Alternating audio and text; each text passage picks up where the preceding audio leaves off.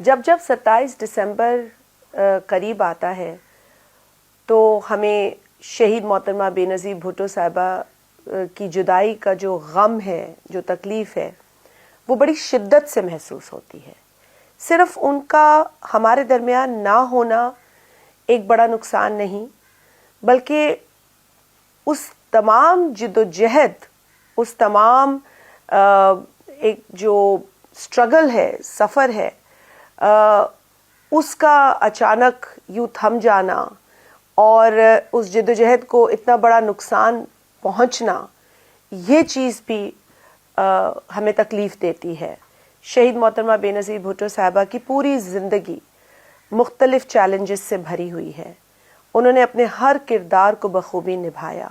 انہوں نے اپنی ذمہ داری بحیثیت بیٹی، بہن، بیوی، ماں، لیڈر، ہر طریقے سے اپنا 100% شہید محترمہ بے نظیر بھٹو صاحبہ نے اپنی زندگی کے ہر رول کو دیا ہے۔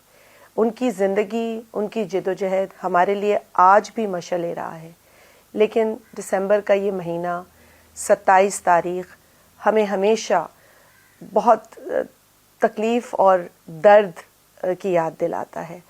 ہم شہید محترمہ کے مزار پہ جا کر فاتحہ بھی پڑھتے ہیں اور وہاں سے ہم ایک طاقت لیتے ہیں۔ ان کی جو پوری زندگی کا سٹرگل ہے، اس کی جو شدت، اس کی سے جو ہمیں توانائی ملتی ہے، اور ایک نئے ریزولو کے ساتھ ہم ان کا مشن آگے بڑھاتے ہیں۔ ان کی جو تمام تر کوششیں ہیں، کاوشیں ہیں اس ملک کے لیے، ہمارے پاکستان کے لیے، وہ الفاظ میں بیان نہیں کی جا سکتی، لیکن یہ ضرور کہا جا سکتا ہے کہ شہید محترمہ بے نظیر بھٹو صاحبہ کی وجہ سے ہمارا سر فخر سے بلند ہوتا ہے۔